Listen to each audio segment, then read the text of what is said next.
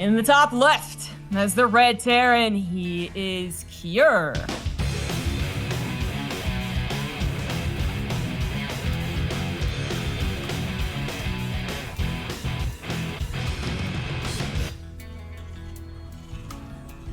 Nice.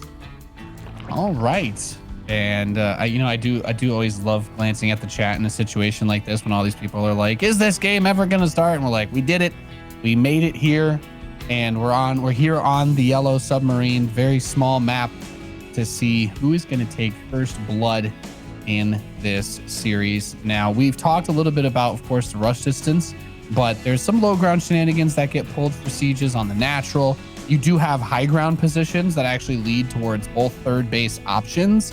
So defense on this map versus something like fast tank or mine pushes can still be really difficult to deal with, just because, as we know, at the very least, Terran players are going to like having that high ground advantage with those units, especially when you don't have to go too far with them, because we know that the tanks can be a little bit on the slow side. Well, that's where the shortness of the map can play a part, sure. And get over there about as quickly as possible. 32 seconds, I want to say, is the rush distance. Yeah, with a worker, it's important. I guess it's important to keep in mind workers do go a little bit faster, but at the same time, you can also expand that to all of the other maps and be like, well, it's still much faster than those. So, yeah. As far as openers go, everything looks about as standard as it could possibly be. We have that Reaper expand going across. Did you see this statistical breakdown, by the way, that somebody did on SC Reddit about the Reaper dance at the start of the game? Yes, I did. It was quite... You know what happens to those things, though, is that I immediately read the thing and I kind of like get the gist. I get the point. I see the summary. And I'm like, man, this guy's way too smart for me. It's like not even worth, really trying. And then inevitably, someone in the comments is like, actually, you misunderstand statistics. And I'm like, oh, yeah. okay.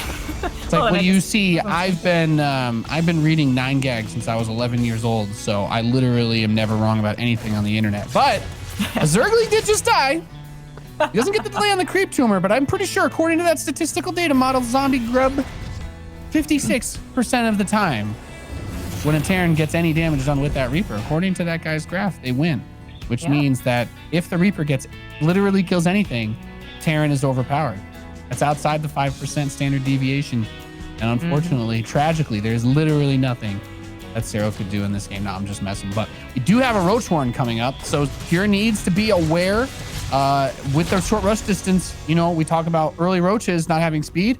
Not as much of a factor on this map. And in fact, it's also not uncommon to see, if you do want to go for like a Roach push on this map, to bring your Queens. Because what's the only thing that Terrans usually build to try and stop that? Like a safety Banshee? That ain't going to do nothing if you've got Queens over there. Well, if it has Cloak, that could change things. Yeah. Yes, that could change things. But you're absolutely right about bringing those Queens. Such a short map. We've seen Serral do this kind of a little bit in that ZVZ, even about Spine Crawlers. But it's such an early Roach attack and it's also really not committed that I would doubt the Queens come along this time. He's going back into droning, not sending over speedlings. He never got speed. So it's going to be enough to prompt Cure to take this seriously. Maybe if he was going to go for a battle cruiser, he has to pause and take a second and go for Banshees. But kind of unfortunate for Serral is that this is should be immediately pushed back without many or any SCV losses, because that Banshee's going to pop, not even a Viking first. And it's pretty common. It's pretty common nowadays, even if you don't want the Banshee, to still start it instead of a Viking, because this particular Roach attack is actually that hard to deal with usually. But having the Banshee out immediately means, it does seem that he's probably going to lose some SCVs. At least the Banshee can just right-click on the Ravager, and you know that it will die eventually. I did get a Marauder out of that Tech Lab Barracks just for a little bit of extra DPS against this, which I do not mind.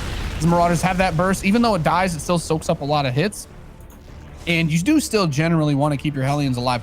One of the traps that Terran players can fall into when defending attacks like this is if you lose all of your Hellions and you're like, well, I was going to go bio anyway, right? It's not the end of the world. I held the push. But you know that Serral is someone who's going to use a lot of Zerglings, no matter how many Roaches he builds at the start of the map.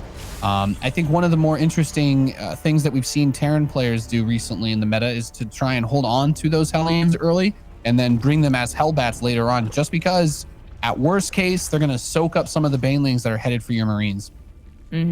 Yeah, it's definitely one of the traps of defending against that build. But in this case, it really did seem like Cure defended it, although it looks to be a little sketchy, about as perfectly as possible. Only lost 3 SCVs. I mean, technically also kind of wasted time on a Marauder, but got enough Hellions alive to go ahead and stack them on top of the drones, I guess. That's actually what I thought he was going to do, as they are usually crucial in defending your third base, and as you were saying, they can be brought in as Hellbats, but they do grab 3 drones for some revenge, although an awful lot later.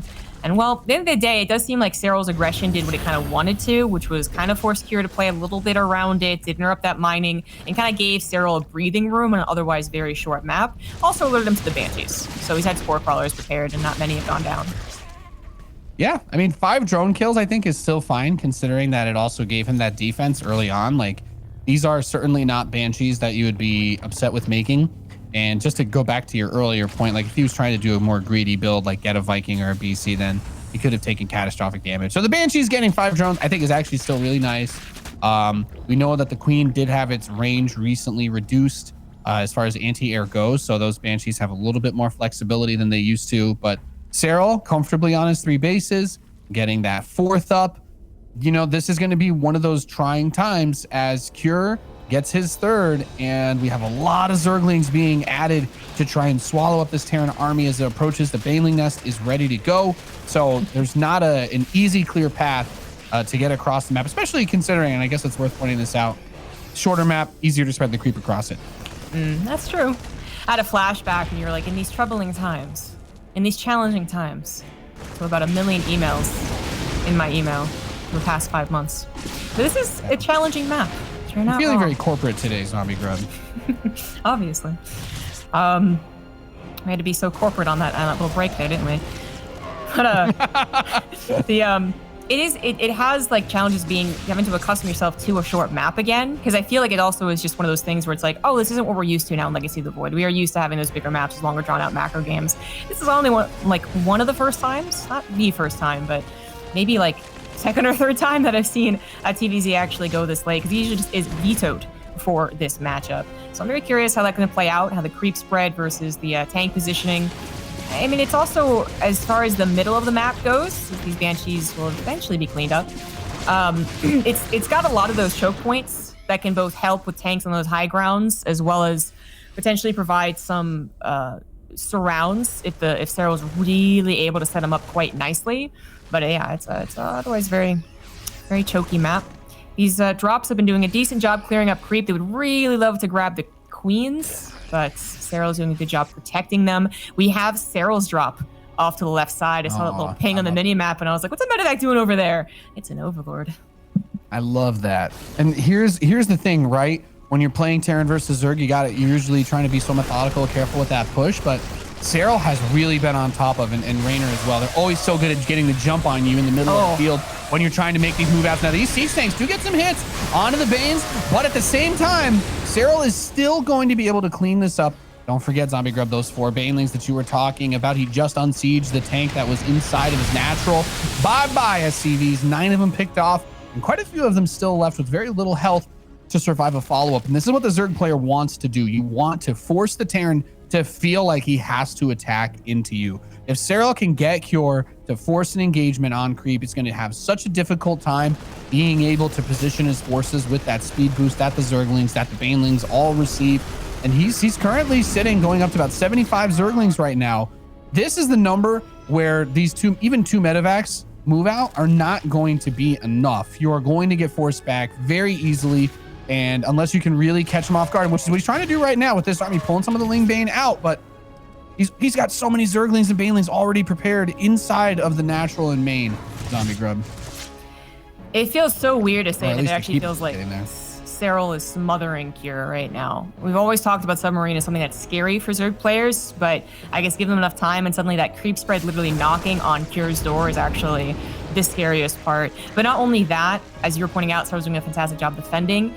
He's going up to a hive. He never stopped around for a spire. Didn't have to, apparently. Never went up to some Hydralisk end. It's just right into that spire off Ling Baneling, and he's doing a fantastic job. He's going to be able to include ultras when Cure's only like just now adding on his 3 barracks to get up those tech labs.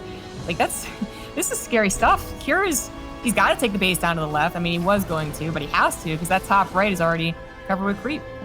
Like, at what point does he step into an advantaged position, right? There's been no big tech change that makes Kira's army suddenly better than it was a minute ago. And he's having such a hard time even getting his supply up at this rate because none of his attacks have been able to do anything. Everything he's sent across has just basically died. And even though resources lost is super even, it's like, it's all in lings, man. It's all in the lings. All the gas was still able to go into tech and infrastructure. And this is one of the reasons why we talk about Serral being so scary, because in a matchup or in a position where it's a little bit more of like a, hey, sit back and, hurry up and wait type thing, he's going into his adrenal. He's got his 3-3 coming in ahead of the Terran, which we almost never see happen. And that just goes to say the level of comfort that Serral is feeling in this match. He's got everything he needs, blinding clouds if he wants, but only one tank, so he abducts it, parasitic bomb on the medevacs, and this wall might hold on for a little bit longer, but this move out on the west side gets cleared and pushed back with ease by Serral.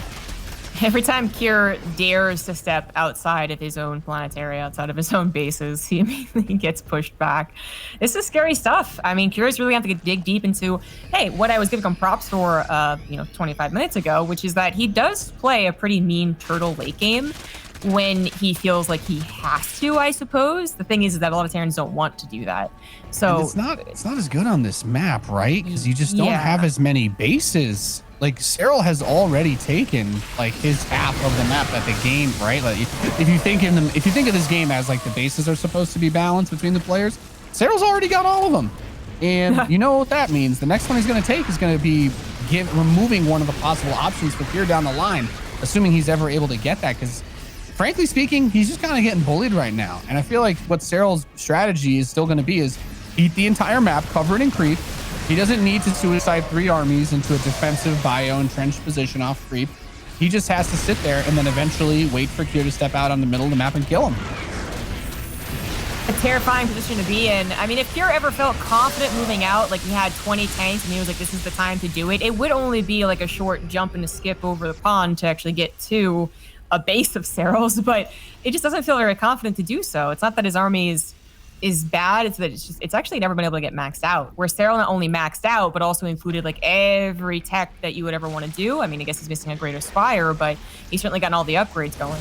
Yeah, this creep spread's pretty disgusting. Serral's gonna make his first attack off creep. He's like, all right, I guess I'm gonna see if I can kill you here. You've been having a really hard time getting that supply up. There's still a tremendous number of banelings making their way forward.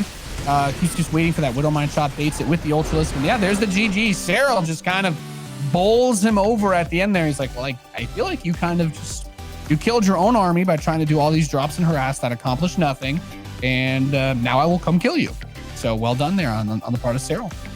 That was actually really brutal. The roaches in the beginning were kind of like, okay, that was, nice. Okay, great way to go. And then Kier just didn't get anything done ever. So for Serral to make Submarine look, like it was a Zerg favorite map is, that was brutal. That was absolutely brutal. But now we go into maybe a more typical map also for Kier. I don't know how many times Kier gets to play on Submarine, considering a lot of people veto it. So maybe he's got a better plan of action here on Everdream. Maybe he's actually going to do something in the early game, because he did have to react to whatever Serral was doing. So we could see a flipped script. Yes, and we go to Everdream. It's going to be a little bit more of a more relaxed map, a little bit more space for the players. And just since people are asking, I feel no shame in letting you guys know this game we're going to be playing on the US West server. So ping is going to be a little bit better now for Cure. So I do expect him to hopefully be making a little bit more sharp movements with his units as we are counting down to load into game number 2. Mm-hmm. I think Everdream's given us a lot of good maps, so I think we'll see a bit more of a even back and forth. But I am expecting bio again from Cure. That doesn't really set you up very well, right? Like a couple technical problems, and then the first game you never really, because he didn't even get into his groove, right? Like at least you could be like, okay, I'm kind of still like warming up, but that just felt like he just couldn't do anything ever, and that doesn't bode well for the rest of the best of 5. No. I'm sure Kira has some other ways of starting things off a bit better for him. You brought up Battlecruiser openers. I think we'll eventually see that, but I don't know about on Everdream. Yeah, there's a different. That's hard. It's hard, honestly, because it's such an anti-meta play now too. But in the top right, we have the trailing Terran player down just 0-1. Plenty of opportunity to come back in this one. He is Cure.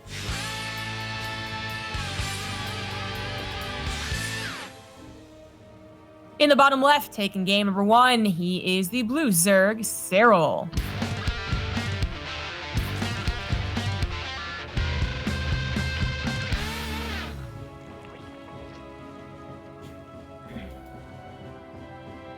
Not weird too far. We have seen, I guess, a couple of Hellbat attacks return, as we had a brief period where it felt like every single Zerg was doing 2 or more likely 3 hatch Muta. Hellbats were like, wait a second, we can actually do something against this.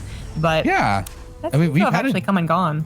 We've had a decent bit of them come back. I was going to say, at least in the Battlecruiser Rush game that I remember from yesterday, we had a really good Hellbat attack that was thrown in with that. But at the same time, I'm still... I do think it kind of comes down to like requiring a certain level of greed from the Zerg player, because almost everybody that I watch who like scouts and is aware, if they even sniff it in the slightest bit, there's a baneling nest, Hellbats all get blown up in 2 seconds, right? It's a bad time. It's a bad time for Hellbat pushers everywhere. So I personally get why they kind of fell off, and I'm not as much of a fan of them. But I think if you do it with like that medevac build with like a couple of Marines, that one's probably the strongest, just because you can also reposition the Hellbats around the enemy units with the medevac, and you can bait a lot of shots from the Queen while you're dealing damage. Like there's a good amount of micro potential with that. Whereas Hellbats, well, they only have 2 range and they're very slow. So if they're not in the perfect position, then it's usually hard to get them into that place. But the first Reaper is going to show up. Worth noting, I don't know if that one broke the stats, but it's possible that TVZ is balanced now because Kier lost that last game, if that makes sense. I think it does, yeah. Yeah, that's how I interpret the math. You know, I'm doing a little number crunching over here behind the scenes. I do like the Hellbat attacks on maps that are like seem to be really popular for those early Immutas. Like Golden Wall, I feel like it's fairly popular, and then Pillars of Gold, I think, is where we saw Hellbat attack do really well. Yeah, which we will be seeing later on if it goes that far. But otherwise, I don't think I've played a single TVZ on Golden Wall that hasn't been basically like 2 base Muta lists on this and since the last like 2 weeks now. Every game, the Zergs are getting good with those Mutas again. For sure. But Serral has shown that he's actually willing to do no lair tech, really, no Hydralisk, no Spire. That was last game. He's shown us Mutalisk, of course, and he's also shown us Hydralisks, which have definitely fallen out in favor of Mutas. Again, it's been back and forth, but it can be a choice for sure. Let's see what Everdream actually goes into, because what I'm most interested in. Kier does start up a Fusion Core, though, so I wasn't anticipating this on Everdream. Not that it's a terrible map for it. I just was thinking, certainly Ice and Chrome. But Everdream, all right, he's going to mix it up. He's going to take control of the early game where Serral did last game. So they are flipping the script, and this will hopefully give Kier a lot more confidence into whatever he goes into. Most of the time we're saying mech, but a couple of those Terrans still throw out those surprise bios instead.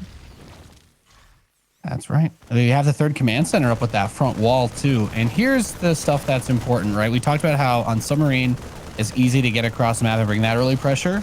And Everdream, not so much. So while the Overlord does come in and it sees some normal stuff, it doesn't see the Fusion Core. I think he knows, kind of expect it. I think a lot of Zerg players kind of expect it by default, but the Roachhorn he's just throwing down now is not going to be fast enough to really punish a BC rush. I think it is just him getting prepared. We kind of saw that on who was he facing? Oh gosh darn it, I can't remember. No, it was on Death Roar anyways. I think it's where they start to get prepared. I think the reason he knows the Battlecruiser build is because he saw a tech lab on a starport that wasn't being used, and the starport wasn't being used, and the factory wasn't being used. We know how expensive Battlecruisers are. And the truth is that like either you're delaying the Battlecruiser or you're delaying everything else. Yeah, exactly. No. Thank you. Yeah. So I think that's why that's the part of the conversation that always gets lost when people talk about how good BCs are, and they're like, what's the downside? It's guaranteed to kill 6 drones. I'm like, yes, he has literally nothing other than a battlecruiser right now. Congratulations. You understand why this build is strong. The Lings do go for that counterattack, very smartly walled off. He is building some roaches too, so I guess, is he building them just because he's worried about like 6 roaches is not the insane number? But he grabs one of the Hellions on the outside here, and that battlecruiser did jump in behind that main base mineral line and going back to what you were saying earlier, Zombie Grub, on this map, it's not as common just because you actually can't really hide that well in the airspace here, even after the clean range nerf. Like the battle cruiser just it's dummy thick, and there's a big blocker mountain doodad that makes it very tricky to pocket units back here. And I do think he can hide it, but you don't have quite as much maneuverability as you may otherwise want. And now actually I'm getting really nervous about the hit points in that BC. He's microing the Hellions against the Roaches though. Yeah, I really like that from Serral. I think he does this. So the Roaches could be used defensively against the Hellions, but they're still slow. So that's always a bit of like okay, well, that's not really going to help you. This is the second time I've seen Serral in the past 4 days go for the Roaches across the map, enough to be like, for a Terran to laugh at it and be like, oh, that's not a big deal. Oh my God, but, he just throws it away. God. But enough for the Hellions to have to stay back and deal with the Roaches. Because usually with battle cruisers, I mean, hopefully they live, but usually it's actually the Hellions that get the drone damage done, right? So he just negated the drone damage to be done by the Hellions, and then he takes down the battle cruiser, and then now we can focus entirely on the Hellions again. Like, Kira's just not getting any left and right pull apart, that we would hope for with this opener. And I'm feeling really bad for Kira, in fact. Yeah, well, he just lost his first battle cruiser, and as we all know, that's like, if we had a statistical breakdown for the win rate of Terrans when they just lose the first BC like that, I would assume it would be quite low. The fact that he's going to build more is painful because we have Corruptors coming out onto the map. If that BC gets caught off guard or blindsided in the slightest by it, then that's going to be terrible. Like if he lets the Queens damage him like he did before, you got to keep in mind, like, he's going to have to press that teleport back home a little bit faster than he normally would on the ladder with this latency. So keeping that BC alive is going to be of utmost importance because he doesn't really have a whole lot back home. Cyclones are not amazing on the defense, not versus Roachling. This is why it's so scary. It just feels like Serral not only is like, prepared for this, but he's also done things against it. It's one thing to be like, oh, I got to my 4 bases, I got to my 80 drones. It's another thing to have killed 1 battle cruiser already and stopped any Hellion harassment. Not that that means he can't find avenues later on, but it gets harder with the Corruptors able to focus on the battle cruiser and everything else able to focus on either defending against the Hellions or hell, even actually pushing into this third, which is not really well defended. He went for Cyclones. So he's prepared to defend the battle cruiser against the Corruptors in that fashion. But Cyclones, they aren't so great defensively unless they get a jump on the army. And Kira's just staying back at home, dude. They're going to back into a corner and be caught. And I don't actually see this. I don't see this winning for Kira. And you know what? He only just started Mag Field Accelerator. So the Cyclones are going to actually have very limited DPS output against Roaches and the Corruptors. Ravagers and Lings are not armored, so the damage would not be affected that they would do here. This choke point, I mean, maybe that was the best way for the Hellions to actually damage the Ravagers, but here's why Cyclones are bad on the defense. Can you kite backwards into your own base? Yes. Guess what? Your third dies then. Serral's got the Lings all over it. Guess what? The 4th base you're building at the front is going to die. So the only thing that the Cyclones can do is stand and deliver, and they're one of the lowest hit points per resources unit you can make. Cyclones are hit and run units, Zombie Grub. They are not siege tanks. GG. Ooh, Serral is all over this best of 5, man. Like, he's, I feel like he's going to take the 3rd map, which is why I said best of 3 accidentally, because it just looks like he can't get anything done. I feel like, the other option is maybe go for tanks and missile turrets, because that's the other way you kind of defend your 3 bases. But even then, I think Serral just actually played too good of a game. He was going to roll over him no matter what. Yeah. Oh, that's a painful loss to have, right? You lose the first battle cruiser, your opponent basically goes straight up into all of those Corruptors, right? With that fast fire stuff that we talk about that we see so often. But then your strategy is also, soft hinging on upgrades that take a really long time to research, like Yamato and the Mag Field Accelerator. And I think one of the interesting ways I kind of saw innovation was kind of trying to hold off against this type of style yesterday was, or maybe it was one from one of the other days. If I got that wrong, I apologize. But like a lot of turrets and actually trying to get tanks after with the BC stuff, because like that is, it's a very reflexive thing that a lot of Zerg players do. And it's very smart of Serral to take advantage of that. Like it is actually very greedy to go BC rush 3CC and then start the factories after the battle cruiser and Yamato, right? At that point, you spent almost like 800 gas on basically one tech unit for your opening, and then the next BC can come quite a bit later. But everything that you could have to deal with like a counter attack in that situation is usually so limited.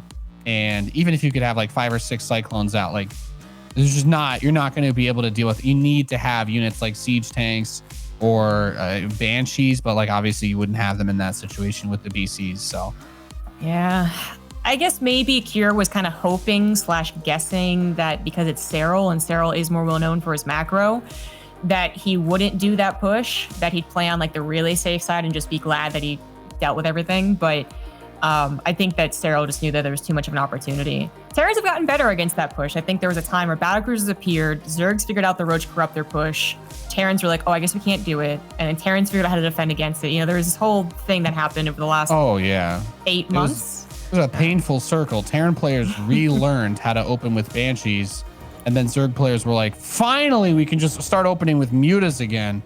And, well, round and round, the meta circle goes as we are loaded in. We got 2 SCVs headed out onto the map. So let me introduce on the right side, our blue Zerg player leading 2-0. He is Serral.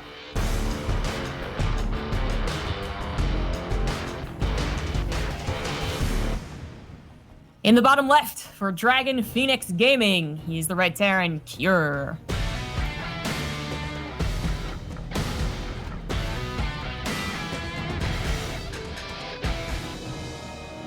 All right.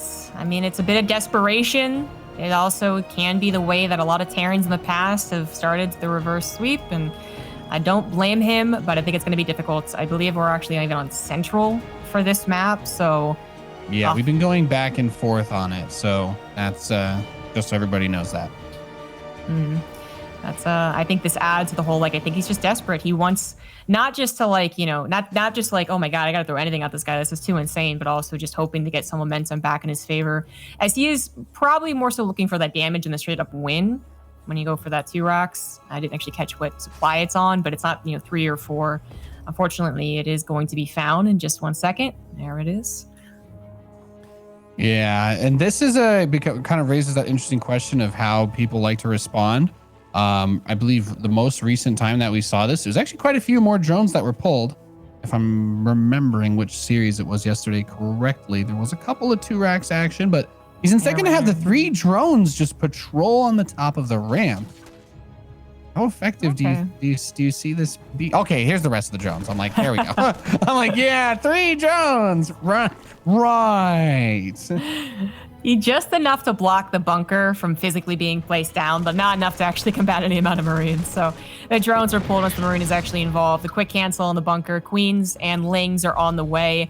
I don't even think he has to worry about using his drones to kill this bunker. Like, it's just going to be just well-timed enough.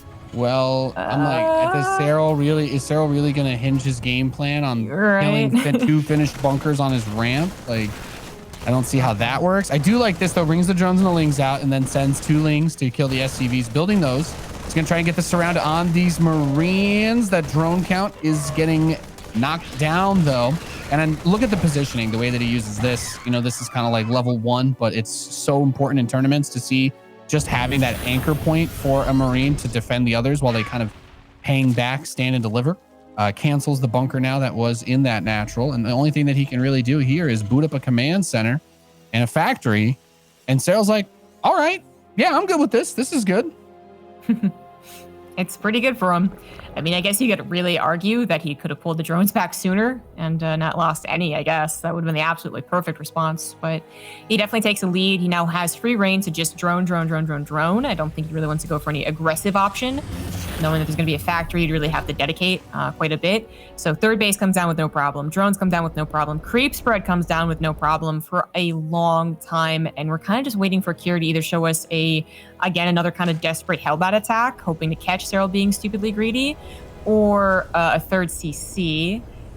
And so far, it's not that greedy. It's not 3rd CC, you know, no second gas, but I think... Yeah, it's hard to say because I think sometimes you feel like the only way to get back is with that big greed, but you can also get back if you don't play greedy and your opponent tries to finish the game right, and then you have enough to defend it, and then things can kind of equalize that way.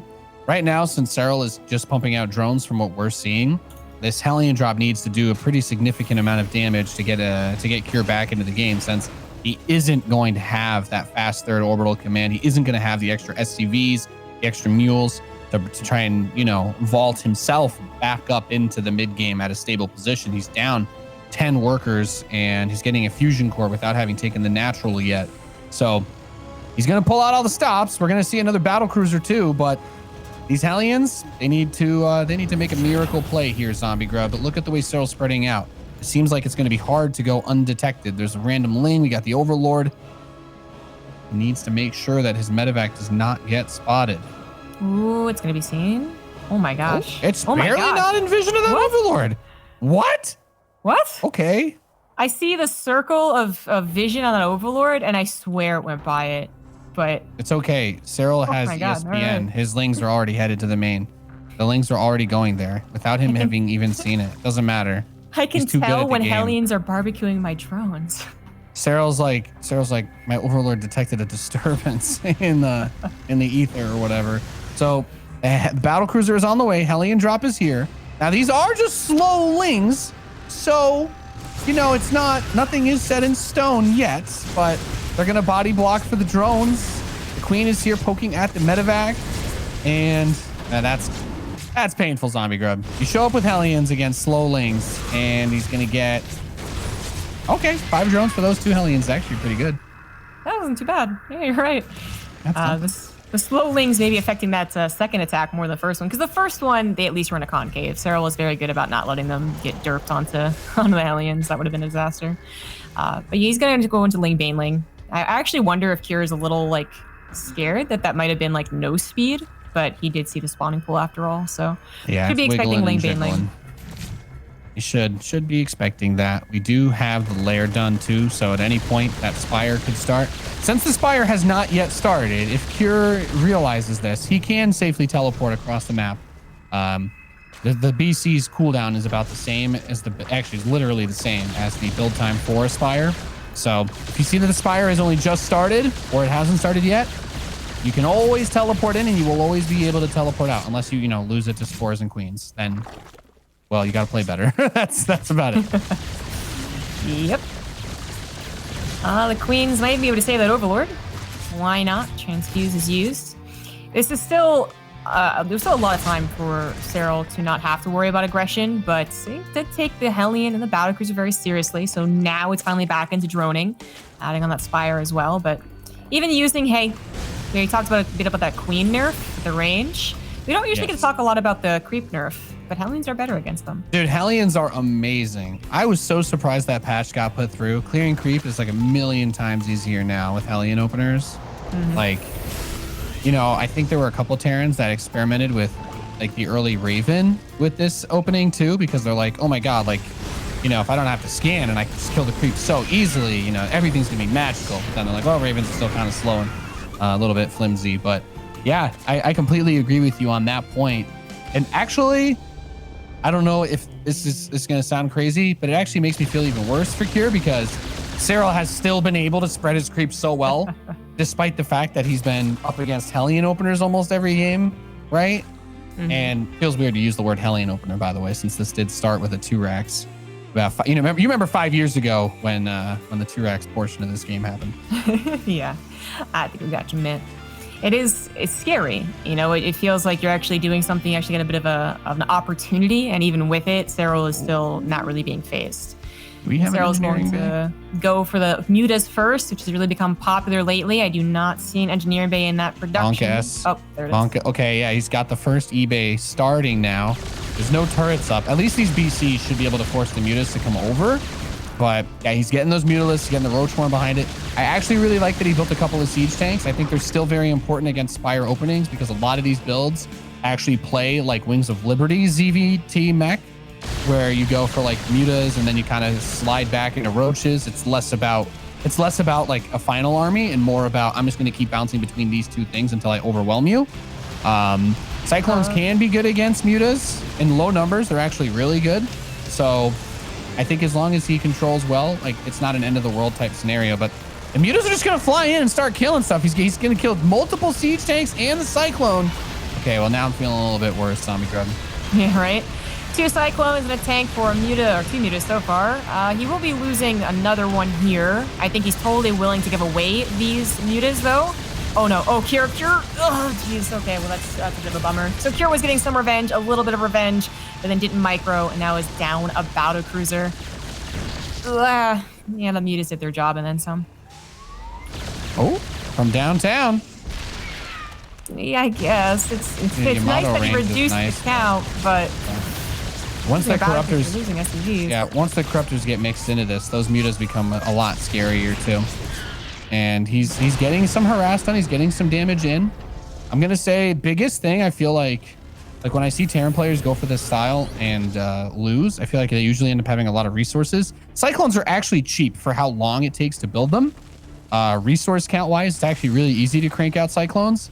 And with this style on 3 bases, you can usually better support, because starport units don't end up being very useful, but you can usually better support this with like a fast 6th and 7th factory. Like just being able to, like, because you can actually afford more production if you're just building Cyclone Hellion and getting upgrades with this style, as weird as that sounds. But it's very hard not to get overwhelmed by Roach, Ravager, Ling, because building 3 Cyclones at a time, like they're not that cost effective against large groups of units. Serral once again sees an opportunity just to win this game, and I think he's right. He took out a couple of tanks with those Mutas. The Mutas caused the distraction that lost him a Battle Cruiser. So while the Corruptors will eventually carry the Battle Cruiser, we're kind of hoping that they'll help at least a little bit on the ground issue. Not so much here. Corruptors take out the first Battle Cruiser very easily. Second one is going to try to be repaired, but there's so many Roaches and Ravagers coming down. The Corrosive Ballast hit as well, and Serral